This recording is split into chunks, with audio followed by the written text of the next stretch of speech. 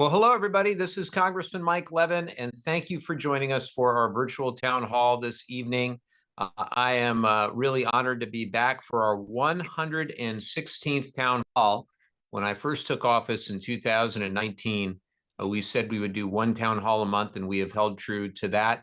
And we do a variety of different formats that work well for different people. But I want to give a shout out to everybody working so hard right now. Obviously, the election is 1 week away, and we've got folks working around the clock at our two offices, both in North County, San Diego, and in South Orange County. And I'm particularly grateful for all of our wonderful volunteers who are coming in every day and getting out the word, and just a lot that we have to be grateful for in terms of our accomplishments and the results that we've delivered for our communities. I am very excited to welcome a very special guest today, or this evening, my friend Max Rickman. Max is the president and CEO of the National Committee to Preserve Social Security and Medicare. He's going to be joining us tonight. Max is an expert on issues impacting seniors with a focus on Social Security. Tonight, he's going to help us discuss the problems facing this crucial program and what can be done to protect it. Thanks for joining us, Max. Good to be with you once again. Well, let me just highlight a few things quickly before we get to your questions, which is really the reason we do these is to hear your questions. But I want to begin by highlighting a few things. First is a new proposed federal rule change that will impact reproductive care for tens of millions of women across the country. Last week, I joined Javier Becerra, the Secretary of Health and Human Services, here in San Diego County, to announce that the administration is moving to make over-the-counter contraceptives available at no cost. This is an important change that will ensure contraceptives are more easily accessible and affordable by ensuring you don't need a prescription. I hear constantly from constituents that access to reproductive health care is a top issue for them. And although we are lucky here in California to have state protections, 44% of the women in the United States, think of that, 44% of women have had their reproductive rights stripped away due to the fall of Roe versus Wade. And 21 states now have some form of an abortion ban in place. It is simply unacceptable. We should be expanding access to reproductive health care, including contraceptives, not restricting it. That's why I support something called the Right to Contraception Act, which would protect access to contraception across the country. Unfortunately, the current House Republican majority, led by Speaker Mike Johnson, they are not listening to the concerns of the vast majority of Americans who even on contraception, and they are refusing to put this bill up for a vote. It's a shame. Restrictions on things like contraception, not to mention IVF and abortion, are putting lives in danger. And Americans know that Congress must do more to protect them. Next, I want to highlight a major milestone for our district.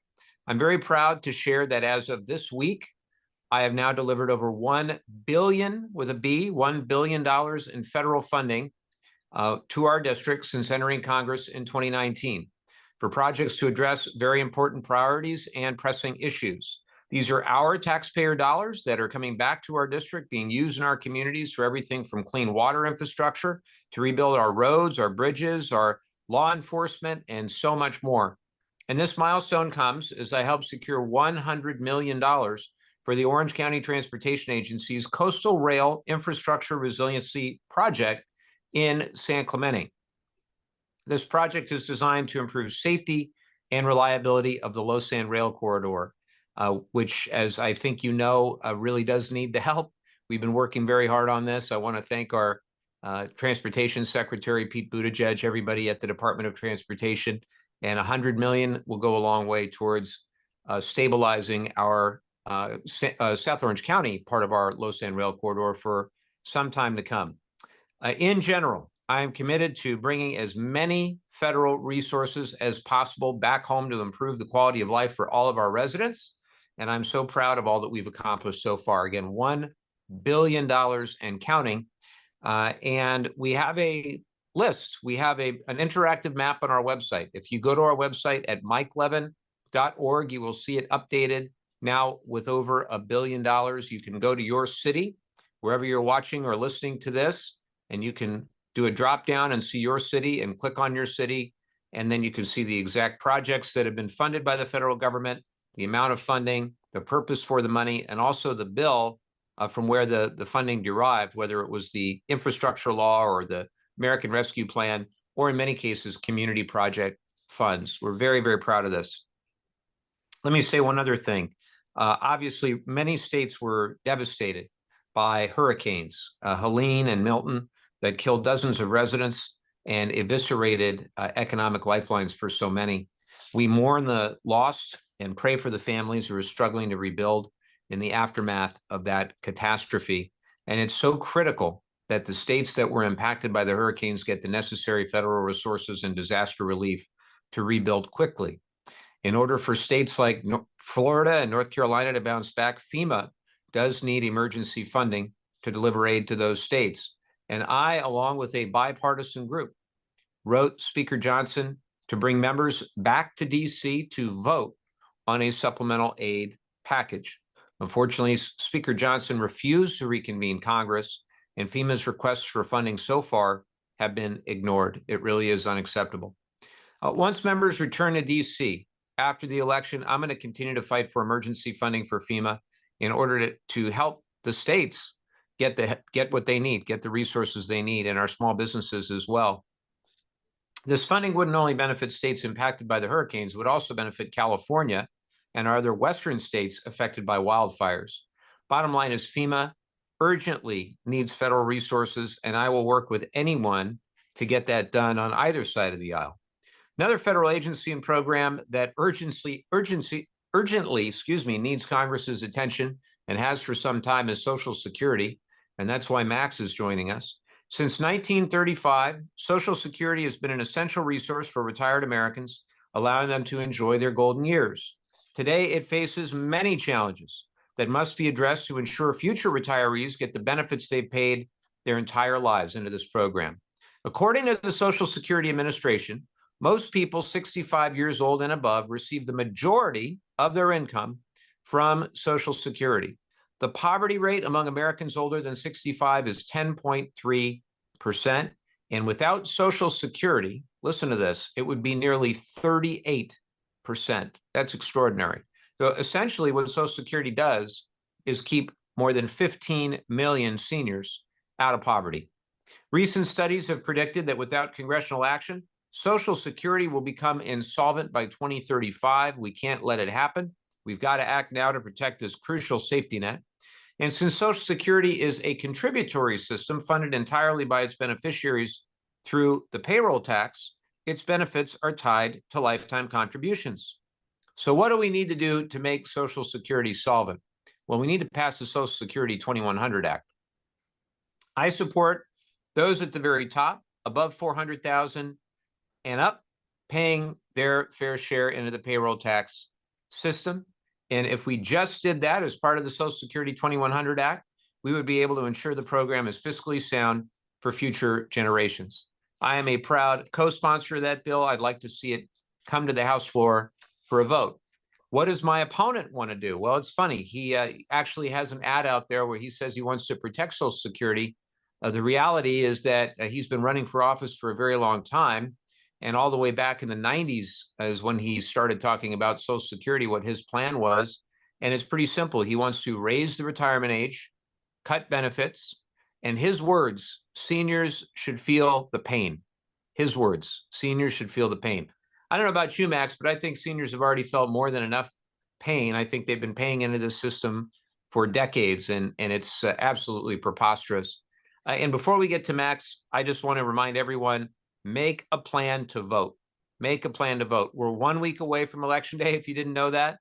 Tuesday, November 5th, next Tuesday, is the election. I encourage you to visit sos.ca.gov, find your polling place, get answers to your voting questions. Don't wait. Make a plan to vote. Encourage your neighbors and friends to do the same. And we expect to see high voter turnout. So polls will be open from 7 a.m. to 8 p.m. on Election Day. Of course, there's voting centers all around and drop boxes all around where you can get your ballots in as well. Now, I'm going to turn it back over to Max to talk a bit about Social Security. Great to see you, my friend. Great to see you. Thank you so much for inviting me. I enjoyed being there in person about a year ago, and I'm glad to join you now. So, Congressman, I know you're too polite to say this, but your opponent doesn't know what he's talking about. Seniors have paid into this program uh, for their entire working lives, and they deserve to be treated with dignity and respect. And one thing that would help is for you to be reelected and go back to Congress. I gave you some boxing gloves when I was there to fight for seniors, and you've been doing that. We have them here in the office, Bex. We have them. We have those gloves. You're going to need to put them back on, and when you go back to Washington, because you've got some big battles. And I agree with you. Social Security 2100, which you're an original co-sponsor of, is the way Social Security can be preserved for decades. As you pointed out, this program will not be able to pay full benefits unless Congress makes some changes in about 10 or 11 years. And at that point, benefits would be reduced by 17 or 18%. You pointed out the number of people that live mostly on Social Security. And if this program is reduced by almost 20%, it's going to be devastating to so many seniors, and including, of course, those in your district and across the country. So how do we do that? Bring in more revenue. Your opponent, when I say he doesn't know what he's talking about, cutting benefits. We've already cut benefits back in the early 80s when the program was last dealt with by the Congress. We don't need to cut benefits. And let's be clear about one thing. Raising the retirement age is a cut in benefits. It's a cut in benefits. You're going to be receiving less money during the time that you're a beneficiary. So I think a lot of people running for Congress, there you go, I see them. All right, Jeremy, you got to get this. These are from right. Max. These are the real deal. They're the real deal. These are not fake. Also, these are, I don't want to do any damage with these. These are serious. They're the real Excellent. deal. Thank you. So, when you come back to DC after the election and you're sworn in for another term, bring those with you, because you're going to have to fight the Republican Study Committee. What do they want to do? They want to cut benefits. They want to reduce the cost of living adjustment. Your constituents who are on Social Security, they know what a COLA is. They know how important it is. It's actually not enough. The formula for computing the COLA is flawed, doesn't keep up with inflation as it affects a senior. Your bill, Social Security 2100 Act, would address that.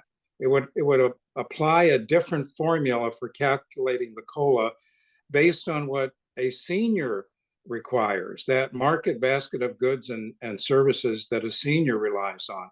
So the COLA would be a little smaller, but of course, we all know the COLA is built in to the benefit. It's compounded like interest on a savings account. So you're going to, over time, it's going to be a huge difference. So there's so many reasons the Social Security 2100 Act should be passed in the next Congress.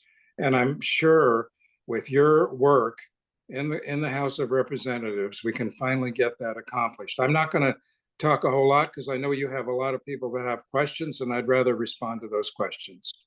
Well, I certainly appreciate that, Max. And one thing you said, I think, is worth explaining for our viewers and listeners, which is the Republican Study Committee. That's not just any group. That's like, what, 80% of House Republicans that are part of the 100% of the leadership. Yes, and Mike Johnson used to be the policy lead for the Republican Study Committee. So when you hear the Republican Study Committee say, raise the retirement age, cut benefits, when you hear my opponents say raise the retirement age, cut benefits, and that seniors should feel the pain, I mean, this is a nightmare. This is a nightmare, and this is not a drill. This is very real. So we do have a ton of questions, and I'm going to get to as many as we can, and anything to do with Social Security or Medicare, I'm going to turn it over to Max. We'll start with Chris in Vista.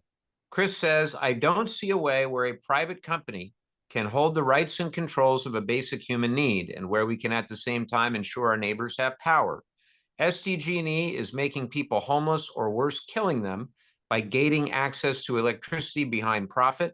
This is a serious issue. We don't want a $50 credit on our bill.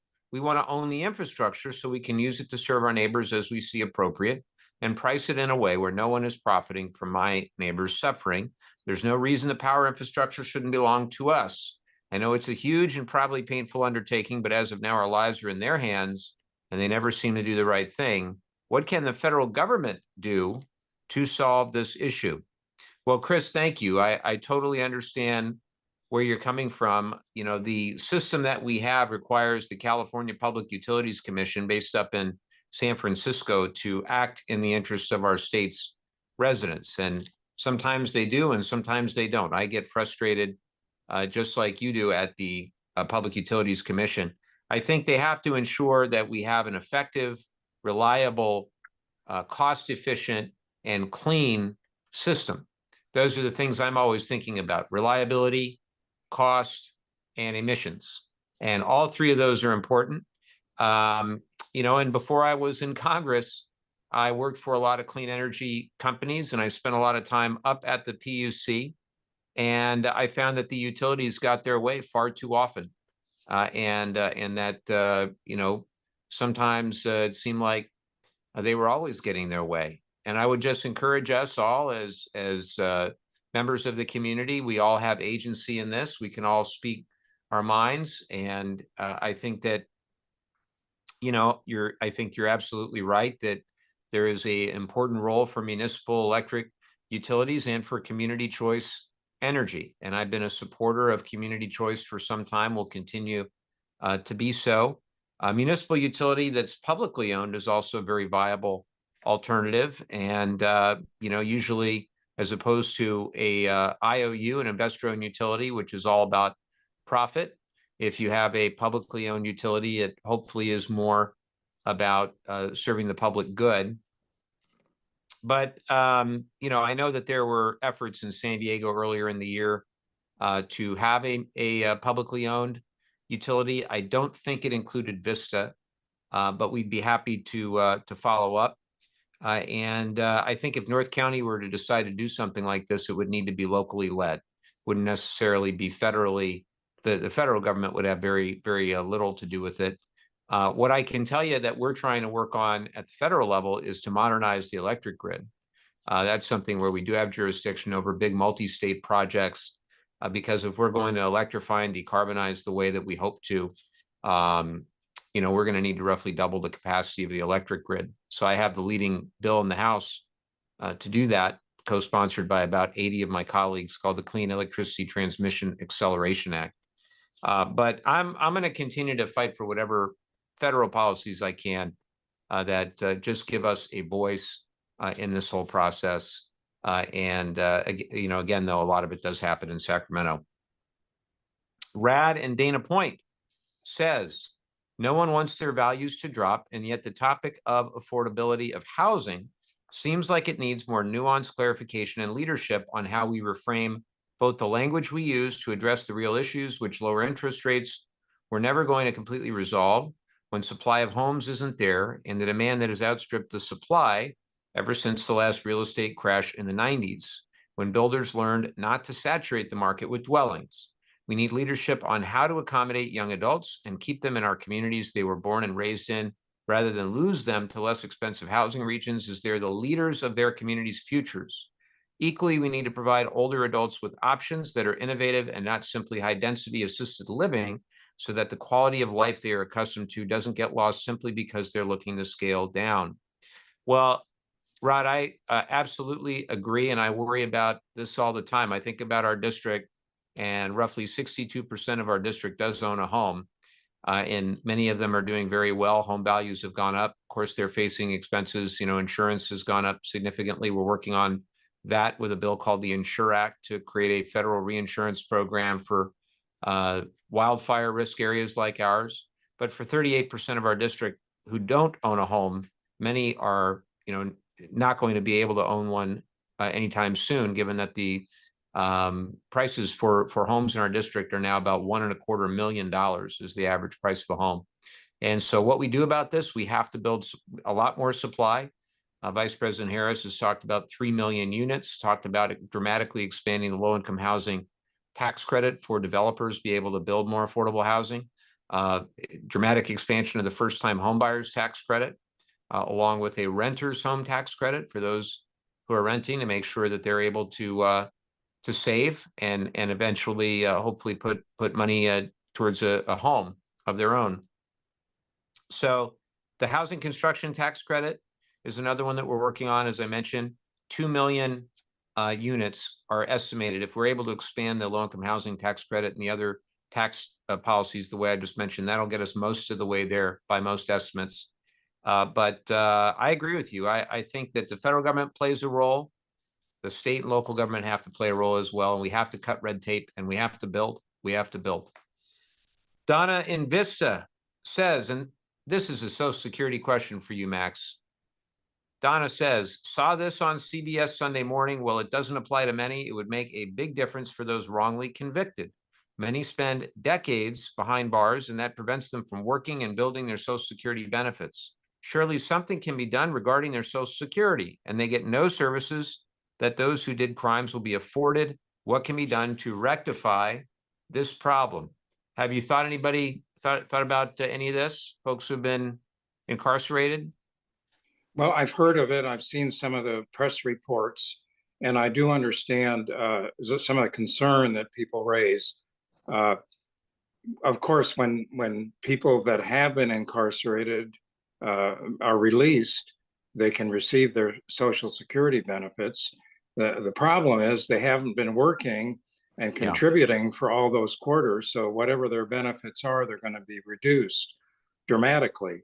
So I know that some have talked about a formula similar to what I think you're familiar with, where caregiver credits are being considered by the Congress. When a person leaves the workforce, that's often a woman, to take care of raising children or taking care of an elderly parent. Sometimes it's not even her parents, it's her husband's parents. They are not working, they're not contributing to Social Security. So whenever they do become beneficiaries, their benefits are reduced. There is talk about a formula, a caregiver formula that would provide some credits for those years that someone leaves the workforce. I've heard some discussion about having that kind of a formula apply to someone who's been incarcerated. It may be that a better solution could be to have a payment made for those people who have been wrongfully incarcerated and are released. I know the federal government has a program like that. Some states do, and I think that may be an easier lift than some kind of a Social Security credit. Yeah, I think that certainly the wrongful conviction issue is one that clearly needs to be addressed, and happy to look into it further. Let me go to Jeff in Del Mar. Jeff says Lindbergh Field's runways are just above sea level. Parts of the Coast Highway are too. When governments plan improvement projects like the Coastal Rail Corridor, do federal funds require them to take climate change into account?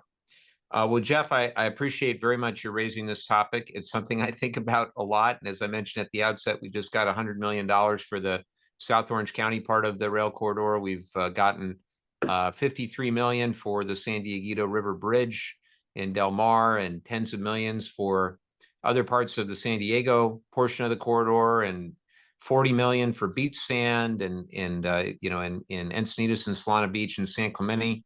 And I can tell you that when the DOT, Department of Transportation, is looking at these projects, you bet they're looking at climate resilience as a big variable, a big factor. And they're going to consider, whether the project will lead to more emissions of greenhouse gases. They're going to look at the features of the project to determine whether it'll help the rail corridor withstand climate-related disasters. So the short answer is yes. And I think that's really important because obviously the sea level rise that we're seeing in our communities will continue, and we have to be cognizant of that. Kathy in Solana Beach asks a Medicare question. I'm going to turn this one over to Max. Do you have any more information about Vice President Harris's policy of expanding Medicare for home care? How would that be funded?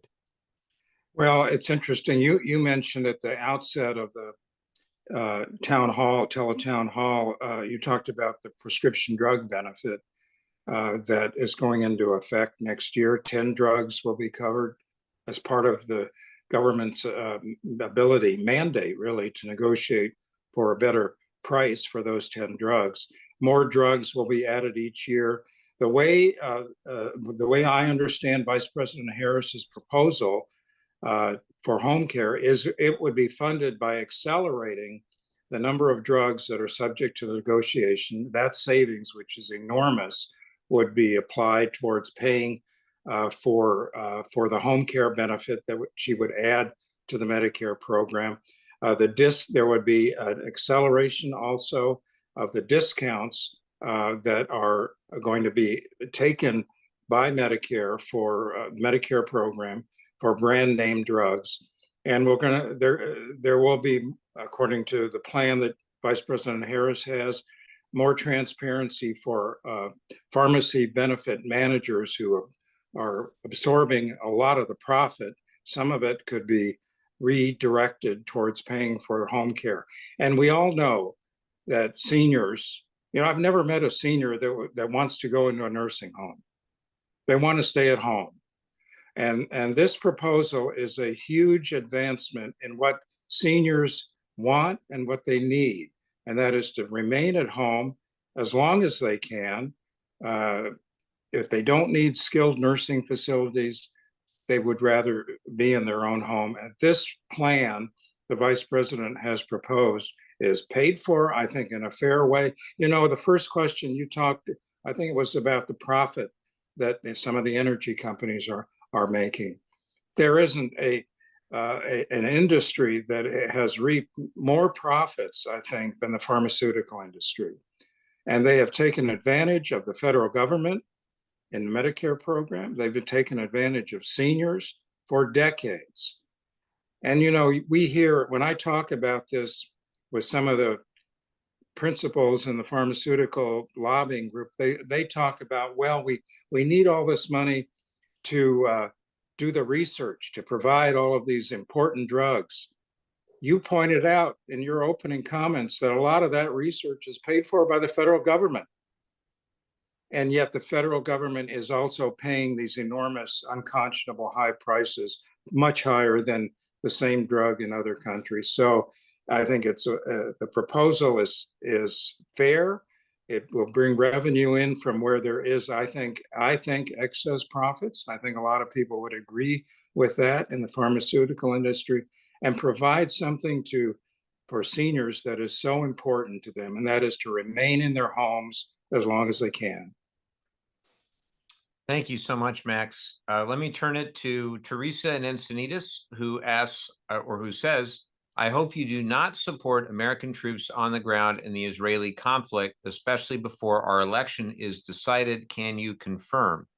Well, Teresa, thank you for that question. I can tell you that I have the great honor of representing the men and women at Camp Pendleton, the Marines and sailors. And when you have that honor and that responsibility to represent them well, the last thing you want to do is put them into harm's way unnecessarily. And so I want to do all we can as the United States to exercise diplomacy and exhaust any diplomatic avenue that would not require American men and women to be put in harm's way, whether it's in the Middle East or in Ukraine. What I worry about right now, of course, the THAAD system, that's the missile defense system, that's a joint effort of the U.S. and Israel. We did send some American men and women over there to help the Israelis use that system to defend Israel from missiles being fired from Iran. My hope is that the Israelis can replenish their own system, and when that is done, that the THAAD system would be redundant and American men and women can come home. What I don't want to see is a exacerbation of a ground war the way we saw in Afghanistan or Iraq. I also worry a great deal about the situation in Ukraine. I worry that if Putin would take Kyiv, the next thing he would do, according to all intelligence that we've seen and read, is that he would go after a NATO ally. At that point, American men and women, pursuant to requirements under NATO, would need to potentially be involved. And we need to do all we can to prevent that from happening.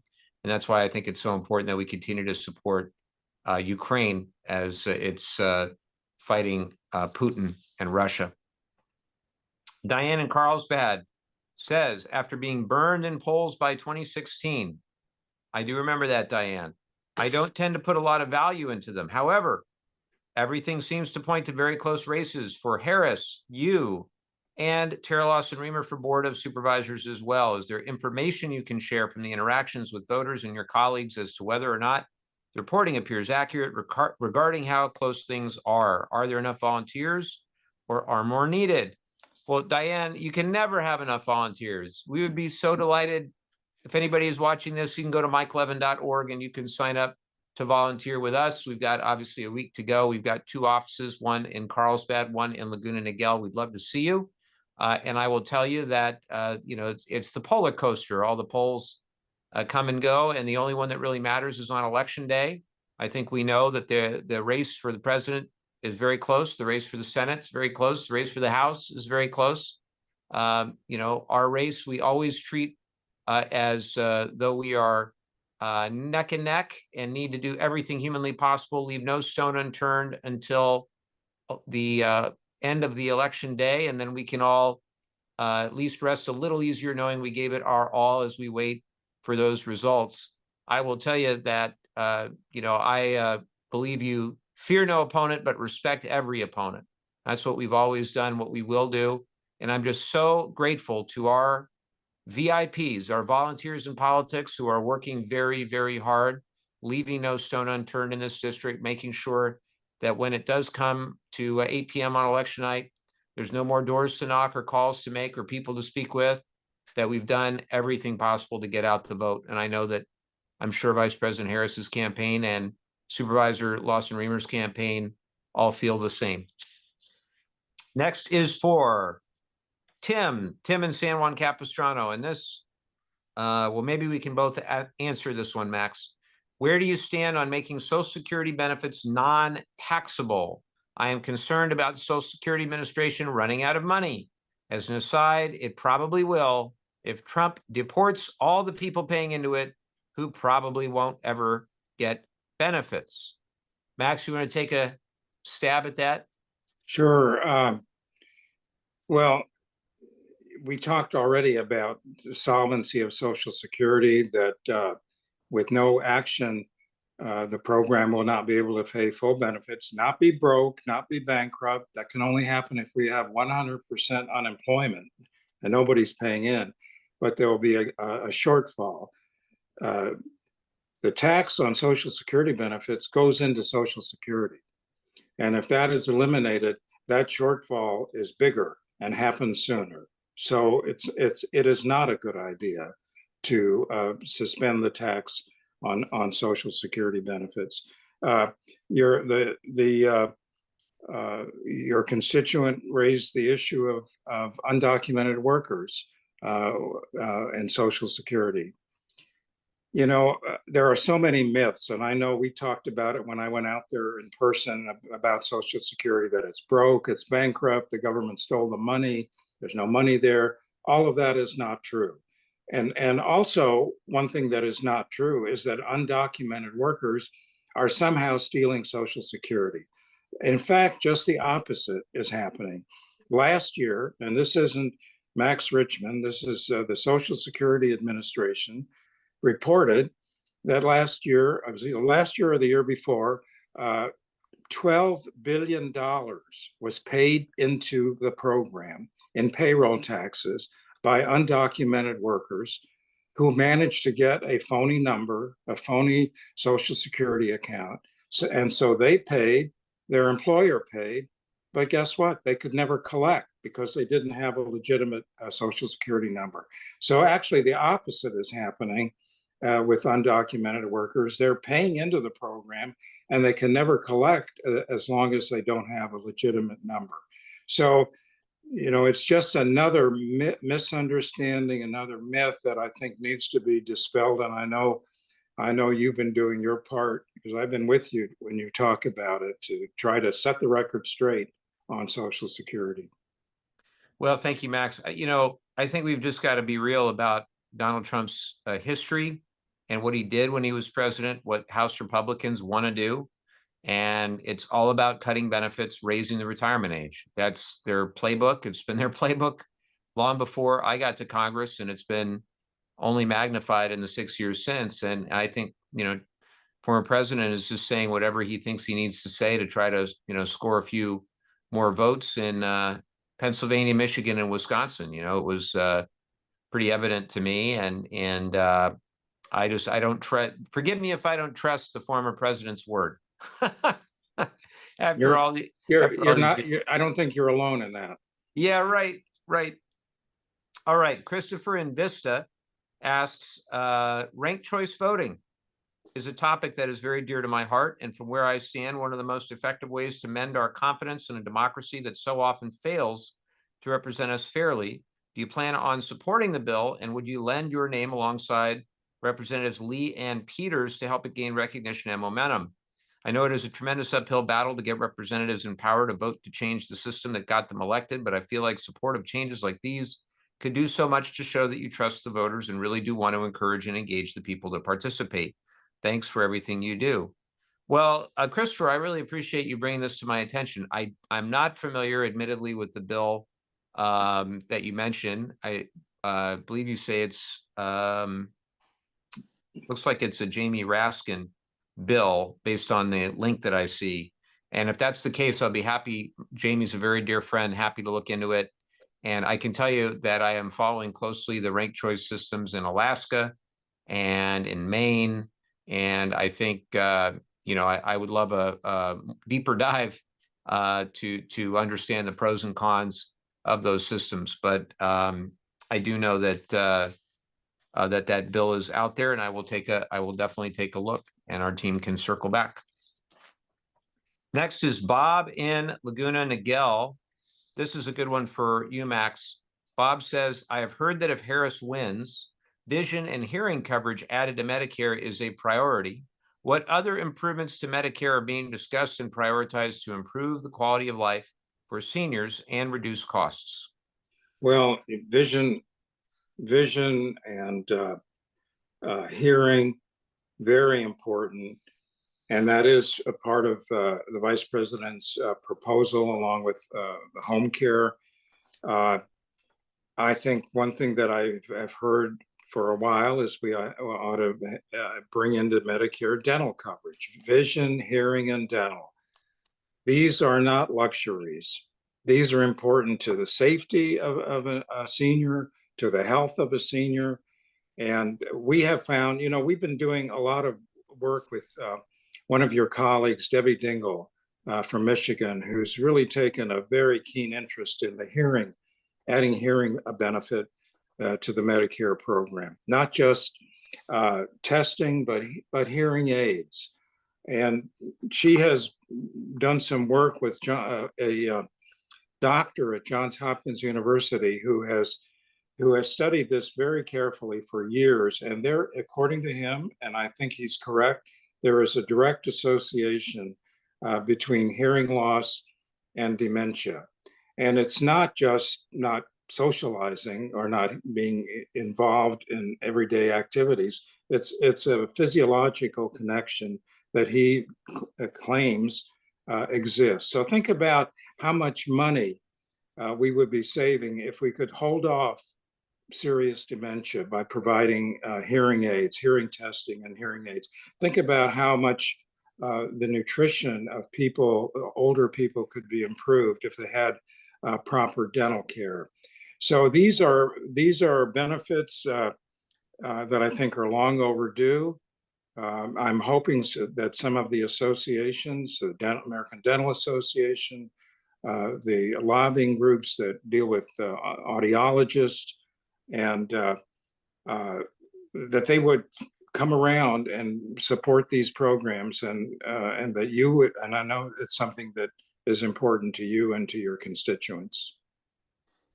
Thank you so much for that, Max. Mike in Encinitas writes, a hurricane came through San Diego last year. That is right. I remember that. And the rate of sea level rise is increasing. When the Nuclear Regulatory Commission projects the useful lives of the dry storage casks at San Onofre, are they taking the effects of climate change into account? They are supposed to. The NRC is certainly supposed to, and I'll tell you, I think not only of the casks, but I think about the what is called the ISFC, basically the storage system that holds those casks in place both horizontally and vertically in a concrete pad. There is a fairly robust seawall there adjacent to the storage system, but I worry just like you about rising sea levels, and I know that the California Coastal Commission is looking at it very closely as well. My thing is to get the nuclear waste off the coast as quickly and as safely as we can. And I've been working now for a number of years to do this. It really is a national problem. Having the nuclear waste on our coast is really the symptom of a larger problem, which is that we lack a comprehensive federal repository or storage site, but we finally do have a plan. And the plan is to go out as the Department of Energy to go out and find one or more sites that are willing to take the waste in exchange for whatever community benefits can be negotiated, doing so with the consent of stakeholders. And we've now funded that program to the tune of $150 million. And we've got a bipartisan caucus, the Spent Nuclear Fuel Solutions Caucus, that I co-lead along with my friend from Tennessee, Republican named Chuck Fleischman. And we've got a bill called the Spent Fuel Prioritization Act with Darrell Issa that says for all the nation's nuclear waste, move the waste first once you've found a repository or a storage site or sites. Move the waste first from those places that have the highest seismic risk, the highest population density, and the highest national security concerns. And of course, we have 2 earthquake faults adjacent to the plant. We have 9 million people, very high population density within 50 miles. And we've got Camp Pendleton, Marine Corps Base Camp Pendleton right across the street. And that's obviously very important for our national security. So we would finish first or near the top if we were able to get our Spent Nuclear Fuel Prioritization Act across the finish line. We're going to work very hard at that. Kathy in Del Mar is next. Kathy writes, disinformation tactics are through the roof right now. What efforts can Congress take in the future to address this problem? Also, should Harrison Walz win the day, is our government, in your opinion, prepared for any unrest that may follow? Well, I think, Kathy, we've got to keep the First Amendment in mind, but we also have to keep in mind that our adversaries like Russia and China and Iran are taking advantage of our open society to exacerbate the partisanship and the division in the country. And I think it's very important that the DOJ, Department of Justice, has the resources they need to be able to investigate when adversaries are trying to impact the outcome of an election or trying to get the American society more divided through the spread of disinformation. I do think that in terms of unrest, I think the big difference between 2024 and 2020 is the president currently in office, and I think that President Biden would deploy federal National Guard or federal forces if necessary. I certainly hope and pray it's not necessary. And I can tell you, I'm going to do everything in my power as a elected representative of 760,000 people here in our great district to try to turn the temperature down, no matter who wins. Turn the temperature down. We're all Americans. We're all neighbors. And we've got to get past this divisiveness. And I personally am hopeful that whatever happens in the election, that we'll, hopefully be able to begin the process of healing as a country. It's really critically important that we do so. It's not to say we won't have very big disagreements and different values from others, but we can disagree without our political opponents being our enemies. I'm very concerned when I see one group of people or the other demonize or vilify political rivals. That's certainly not historically how I believe any good functioning democracy should operate. And so I hope we can all lead by example in our community and treat our neighbors with the respect and dignity that everyone in this community deserves. Next is Colleen in Oceanside, who writes, this is for you, Max. My parents are seniors on Medicare and able to live independently. We want them to live independently as long as they possibly can. An issue that causes me great concern is that Medicare does not have the ability to negotiate prescription drug prices like the VA does, which would allow cost savings that would be immediately felt and hopefully extend how long they can be independent. Is this a priority? And equally important, is it achievable regardless of who wins the election? And of course, I will just add to Colleen that we did get a breakthrough with the Inflation Reduction Act. Finally, now we have the opportunity as a federal government, as Medicare, to negotiate prescription drug prices, starting with a small number, 10 drugs, but then expanding over time. But Max, you want to speak more to this? Well, it was a breakthrough to finally get that passed into law. Congressman, I've been doing this for a while, and I was working at the National Committee. I wasn't running it back in the early 90s. I'm the early 2000s, 2003, when the Congress passed a provision adding prescription drugs, Part D, to Medicare. I hadn't been working on it, but many had been working on it for decades. Finally, they added a prescription drug benefit to the Medicare program, which was great. I watched, I was over in the house in the gallery where you work every day on the floor, and I watched the debate. I left about 1 o'clock in the morning. I went home. I came back 7:30, 8 o'clock. Sometime between 1 o'clock and 7:30, 8 o'clock, a provision had been added to the prescription drug benefit that specifically prohibited the federal government from negotiating with the pharmaceutical companies for the best price. So that happened in the middle of the night, and it took over 20 years to change that. And you know who was behind that? It was the pharmaceutical industry. They didn't want it. They didn't want to negotiate it. They wanted to just set the price. So that was a huge step forward in bringing some cost savings, not only to beneficiaries, but to the Medicare program. And as I said earlier, expanding the number of drugs, accelerating the number that are added each year, those savings can be, according to the vice president's proposal, those savings will be used to pay for the home care benefit that she's been including in her campaign, talking about in her campaign.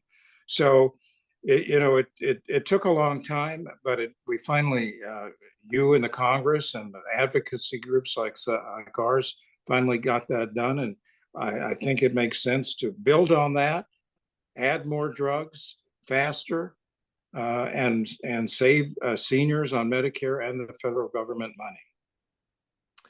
I so appreciate that, Max. We have one more, but this is potentially could take you a little while. So with that caveat, I want to be very respectful of your time, Max. But Sam in San Clemente writes, based on Project 2025, can you explain what a second Trump administration would do to Social Security and Medicare? And then I'm going to add a second part of the question for you, Max. Can you contrast that with what a Harris-Walz administration would do with regard to Social Security and Medicare? Well, the people behind Project 2025, most of them were in the previous Trump administration. We know where their loyalties are, and we know what their priorities are. And their priorities for the last 10 years have been cut Social Security, whether it's by raising the retirement age, cutting the cost of living adjustment, and cut the Medicare program. In the official Project 2025 document, and I've read it, they're very careful. They don't even talk about Social Security because they know how the American people feel about it. They know that 80-90% of Democrats, Republicans, Independents support Social Security and support expanding it, not reducing the benefits. So they're very careful about that. But as you know, the Republican Study Committee has made no bones about cutting Social Security, cutting Medicare. But what Project 2025 does take direct aim at is the Medicare program. We've been talking here for quite a bit during your teletown about the prescription drug benefit to the Medicare program. That would be eliminated in Project 2025. They would eliminate the ability to negotiate. That's out the door. We are back to the pharmaceutical industries setting the price, whatever they want, and seniors pay, and the Medicare program suffers financially. So we know that. They've been very honest about it, very direct about it, and that's what they will do. Now, you ask, well, how does that compare to the Harris administration? She wants to expand the Medicare program, not cut it, not get rid of benefits, the prescription drug benefit most notably, but expand it. Add the home care benefit that we've been talking about. Add dental, add vision, add hearing. Those are things that she's been talking about that she wants to. It couldn't be more different. The two approaches to taking care of seniors. And I know we're almost out of time, but I really wanted to say one other thing, if it's Please okay do. with you. It is. You know, when you were first running, I hadn't met you, but the chairman of our board of directors, he happens to live in Tucson. He flew over, Jim Krause, he flew Yep. over to be with you in your district and to endorse you. And he called me afterwards and he said, you gotta get to know this guy. He's the real deal. He's smart, he's committed, and he wants to be in Congress for all the right reasons. And Jim Krause is a good judge of character. And I and the National Committee, we have followed your career since you got to Congress. And Jim was right. You're in there for the right reasons, and you're committed to working on behalf of your constituents. And you've shown that in all of in the support you've shown for Social Security legislation, for Medicare legislation, and we appreciate that. Our membership appreciates that, and I do it personally. Well, you're very kind to say that, Max, and please say hi to my friend Jim. You know, my wife is from Tucson, Arizona. She's a graduate of the U of A. My in-laws live there. My brother-in-law, sister-in-law, nieces live there. And it's a great, great place. So as soon as he said he was coming from Tucson, I said, oh, I better be, I better be on good behavior with Jim. And but I want to say to you, it's so easy to support the Committee to Preserve Social Security and Medicare because you're thoughtful and rational and clear-eyed about the need for Congress to actually step up to the plate and get something done. And you're not afraid, Max, to fight. We got to fight, right? And so I love these gloves. I have them here in the office. And, they're a good reminder to me that we just got to, round by round, we just got to win by any way that we can. And if that means we win by, a point here and a point there, I always think with big legislation like Social Security 2100, it requires two things. It requires being prepared and being opportunistic. So you create that foundation over many years. That's what John Larson from Connecticut has done. He's created this foundation now over many years where we've now got a working total of roughly 200 co-sponsors in the House. And as we, I wish that Congress didn't always need a crisis. I wish that we could be more proactive than needing a crisis, but we see the numbers. We know that the system will desperately need stabilization in the coming years. We've got the vehicle to do it, and we need to act. So if we do wind up and the opportunity it presents itself where we can act with Social Security 2100, this is something that we could get done. If we pass it by majority vote in the House, you can use budget reconciliation to get it across the finish line with a simple majority in the Senate, and you have a Democratic president sign it into law, and that will make this program solvent for decades to come. And that's what we need. That's what we need. So I'm grateful to you, my friend, for spending some time with us. And I want to thank all of our staff. Again, everybody's working so hard Here in the campaign side, thank you to Misty and Ellen and everyone for writing their questions in. Thank you to Jeremy for now 116 live streams of these town halls. Amazing work. And I look forward to many, many more to come. The last thing I will say is vote, vote, vote. Tell your friends, tell your family, tell your neighbors, tell your coworkers. If you're watching this and you know anybody living in our district, or for that matter, in any close competitive race, it could be any of the swing states, you name it, just spread the word.